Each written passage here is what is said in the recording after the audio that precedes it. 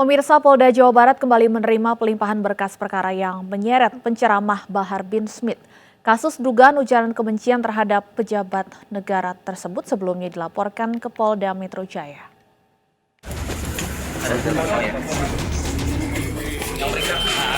Kasus hukum yang menjerat penceramah Bahar bin Smith kembali dilimpahkan ke Polda Jawa Barat hari ini. Polisi menerima berkas kasus dugaan ujaran kebencian terhadap pejabat negara yang dilakukan Bahar bin Smith. Sebelumnya kasus ini dilaporkan Ketua Cyber Indonesia Husin Syihab ke Polda Metro Jaya Desember lalu.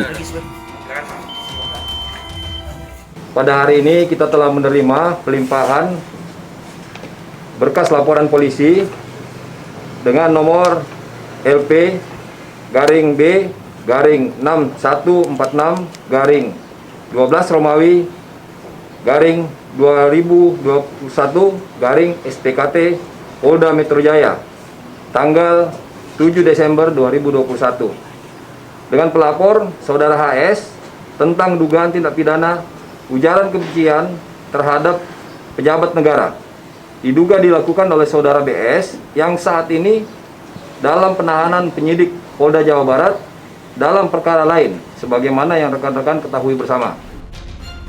Maka total polisi menerima 2 laporan kasus dugaan ujaran kebencian yang dilakukan Bahar bin Smith dan Egy Sujana.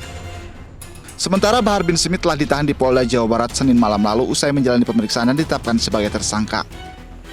Dari Bandung, Jawa Barat, Mujid Prayitno, iNews melaporkan.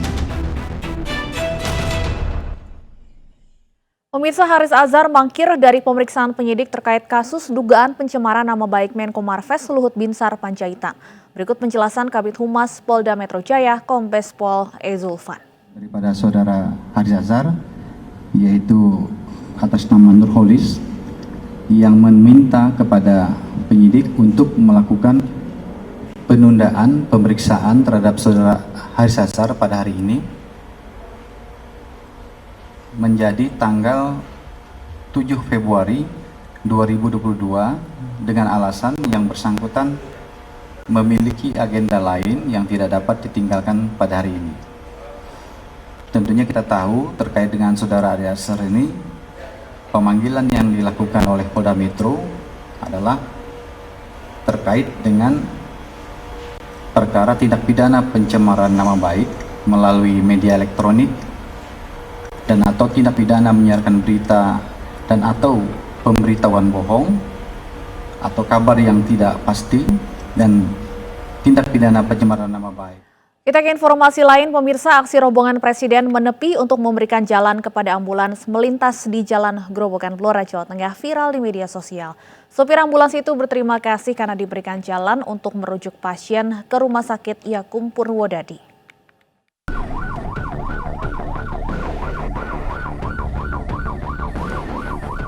Video rombongan Presiden Joko Widodo menepi saat ambulan melintas viral di media sosial. Ini terjadi saat Presiden bersama rombongan melaju dari arah Grobogan menuju Blora, Jawa Tengah Rabu kemarin. Sopir ambulans bernama Septian sempat kaget saat berpapasan dengan rombongan Presiden dan berhenti sejenak. Namun Pas Pampres meminta ambulans untuk terus melaju. Ya, saya kaget. Kaget pertama, saya sudah mengalah. Saya disuruh lanjut aja soalnya bawa pasien. Berapa orang di dalam kemarin? 5 orang. Membawa 5 orang. Baru pertama kali itu yang ngerasain seperti itu? Iya. Iya, saya baru pertama ini.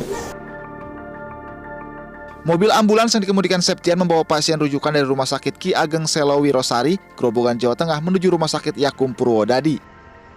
Dari Grobogan, Jawa Tengah, Rustama Nusantara, iNews melaporkan.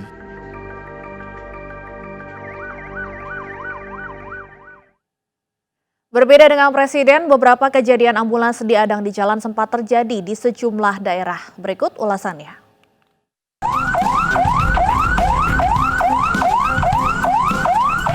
Video sebuah mobil plat merah yang diduga menghalangi laju ambulans di Jalan Pemuda Klaten, Jawa Tengah ini viral di media sosial beberapa waktu lalu. Peristiwa ini pun diselidiki unit Satlantas Polres Klaten. Sopir ambulans, sopir mobil plat merah, pegawai Dinkes Klaten, dan sejumlah saksi di lokasi diperiksa. Dari hasil pemeriksaan diketahui peristiwa tersebut dipicu kesalahpahaman. Tidak ada upaya sengaja mobil plat merah menghalangi ambulans karena kedua mobil terjebak di jalur kanan. Usai dimediasi polisi, kedua pihak telah berdamai dan tidak melanjutkan proses hukum. Sementara itu di Lebak, Banten, sebuah mobil ambulans yang sedang membawa pasien terpaksa berhenti karena terhalang truk pengangkut tanah yang parkir alias ngetem di jalan. Meski bunyi sirene ambulans terus berbunyi, namun mobil belum bisa melaju karena truk pengangkut tanah masih belum menepi. Karena adanya halangan di jalan tersebut, pasien yang berada dalam ambulan dikabarkan meninggal dunia. Pemirsa, kebakaran di kantor Dinas Sosial Kota Kendari, Sulawesi Tenggara menghanguskan data penerima bantuan sosial. Sementara puluhan pegawai mendatangi lokasi untuk mencari barang yang masih bisa diselamatkan.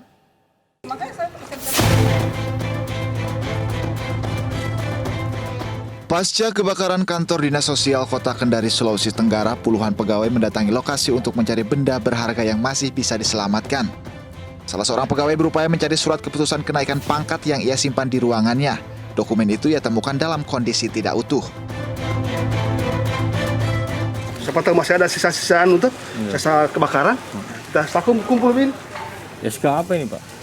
SK kenaikan pangkat golongan. Berapa lembar, Pak?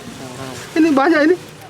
Kebakaran yang melanda kantor Dinas Sosial Kendari malam tadi tak hanya menghanguskan perlengkapan kantor dan sejumlah kendaraan, namun juga dokumentasi penting termasuk data penerima bantuan sosial.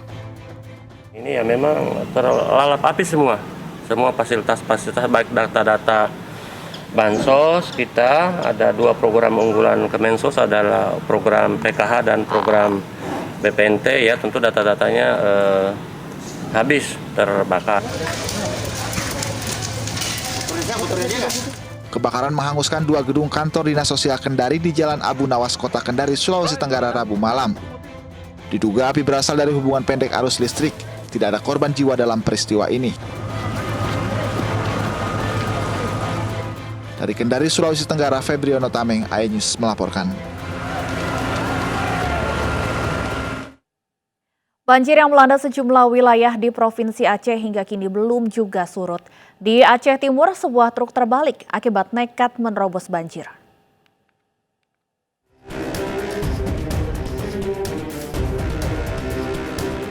Truk jenis Fuso ini terbalik akibat terperosok ke jalan yang putus saat nekat menerobos banjir setinggi hampir 1 meter. Beruntung pengemudi truk berhasil menyelamatkan diri. Peristiwa ini terjadi di jalan lintas Kabupaten Aceh Timur, Gayo Lues, Kecamatan Perelak Barat, Aceh Timur. Hingga kini banjir masih melanda 4 kecamatan di Kabupaten Aceh Timur. Ketinggian banjir berkisar antara 20 hingga 80 cm. Meski demikian, warga memilih bertahan di rumah mereka. Sementara itu di Kabupaten Aceh Utara banjir berangsur surut. Namun warga memilih bertahan di pengungsian karena rumah mereka masih terendam banjir. Warga umumnya mengungsi ke tempat-tempat ibadah. Mengungsi kemari, Bu? 4. Pada hari, kenapa, Bu? Karena nggak bisa duduk di rumah. Airnya hari ini sampai mana? Airnya masih tinggi hari ini? Tinggi sedikit, di rumah tinggi sedikit. Belum bisa pulang, ah. Selain rumah warga, kantor Polsek Loksukon juga masih tergenang banjir. Sementara itu, ruas jalan lintas nasional di Kecamatan Loksukon mulai bisa dilalui kendaraan. Dari Aceh Timur dan Aceh Utara, Ismail Abda, Armia Jamil, iNews melaporkan. Seorang ibu hamil di Alor, Nusa Tenggara Timur nekat menerobos banjir akibat tak ada jalan alternatif pasca jembatan ambruk. Sementara seorang ibu dan bayinya memilih menyeberangi jembatan yang ambruk.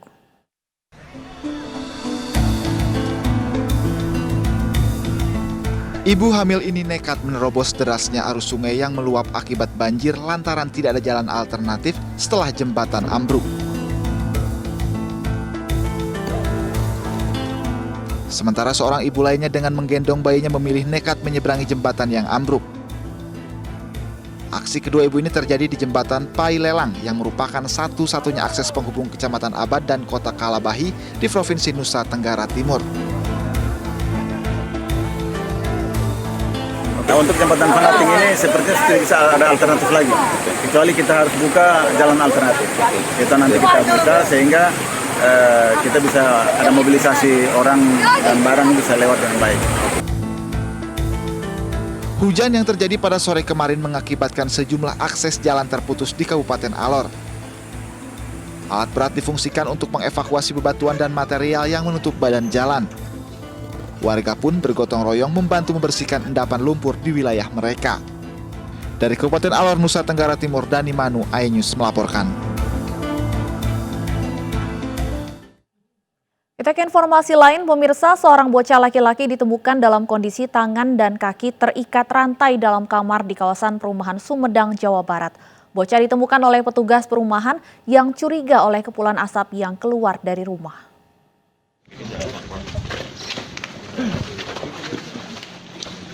Petugas kepolisian Polres Sumedang, Jawa Barat menggeledah rumah tempat ditemukannya bocah yang disekap dengan kondisi kaki tangan dirantai di perumahan Anggrek Regensi, Kelurahan Situ, Kecamatan Sumedang Utara. Polisi pun mencari barang bukti dari rumah tersebut untuk melengkapi berkas perkara. Barang-barang yang kami amankan, 2 buah sabu, 1 paralon, wajan, dan alat penggorengan, serta panci dan rantai yang digunakan oleh tersangka untuk mengikat. Untuk saat ini masih dalam proses lidik. Sebelumnya warga perumahan Anggrek Regensi digegerkan oleh penemuan seorang bocah dalam kondisi tangan dan kaki terikat rantai dalam kamar. Awalnya, bocah laki-laki usia 5 tahun ditemukan setelah petugas keamanan perumahan mendobrak rumah karena kepulan asap tebal. Dari Sumedang, Jawa Barat, Beben HVA iNews melaporkan.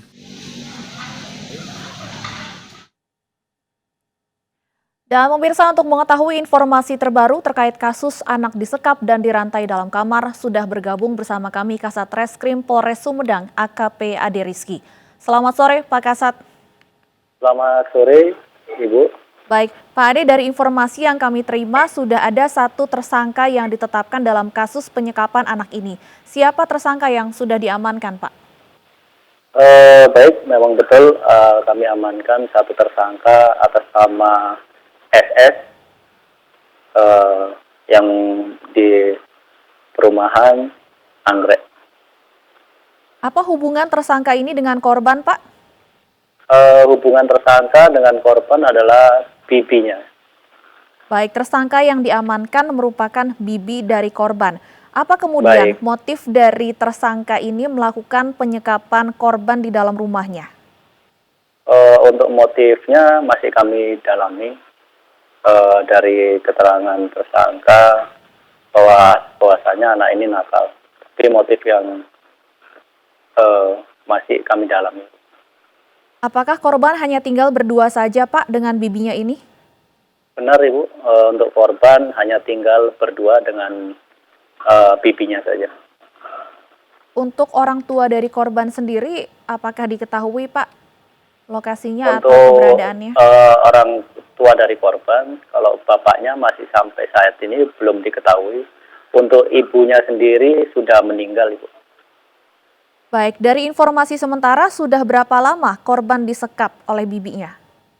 Dari pengakuan tersangka sudah selama 2 tahun tinggal dengan bibinya.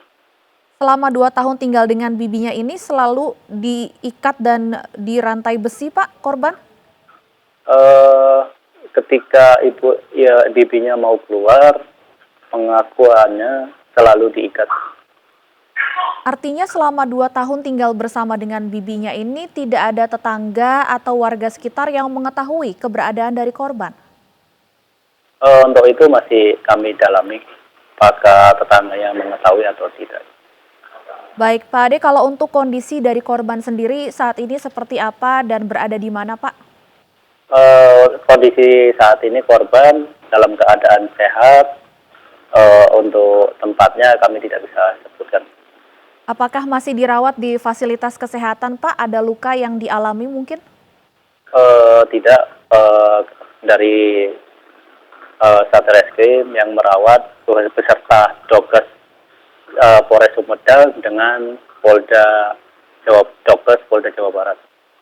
Dari informasi sementara dan dari keterangan warga sekitar, sudah berapa lama tersangka tinggal di rumah tersebut? Kurang lebih selama 2,5 tahun tersangka tinggal di rumah tersebut. Apa sebenarnya pekerjaan atau kegiatan sehari-hari dari tersangka ini? Dari tersangka pekerjaannya adalah wira swasta. Baik, kami akan tunggu informasi dan perkembangan lebih lanjut dari kasus ini. Terima kasih AKP Ade Rizky, Kasat Reskrim Polres Sumedang. Selamat sore. Terima kasih. Pemirsa, polisi memeriksa 5 saksi dalam kasus cuitan Ferdinand Hutahean. Sebelumnya Ferdinand dilaporkan ke polisi terkait cuitannya yang dinilai mengandung ujaran kebencian dan penistaan agama. Hari ini polisi memeriksa 5 saksi dalam kasus cuitan Ferdinand Hutahean. Kelima saksi dimintai keterangan terkait cuitan Ferdinand yang diduga mengandung ujaran kebencian. Sebelumnya Ketua Umum DPP Komite Nasional Pemuda Indonesia Haris Pertama melaporkan Ferdinand Hutahean ke Barreskrim Polri atas tulisan Ferdinand di media sosial yang mengandung ujaran kebencian dan penistaan agama. Meski Ferdinand sudah memberikan klarifikasi, KNPI meminta Polri tetap memproses hukum Ferdinand. Kepala Biro Penerangan Masyarakat Divisi Humas Polri Brigjen Pol Ahmad Ramadan mengatakan laporan KNPI atas terlapor Ferdinand Hutahean sudah diterima dan akan segera ditangani. Pasal 45A ayat 2 ya, masuk di pasal 14 ayat 1 dan 2.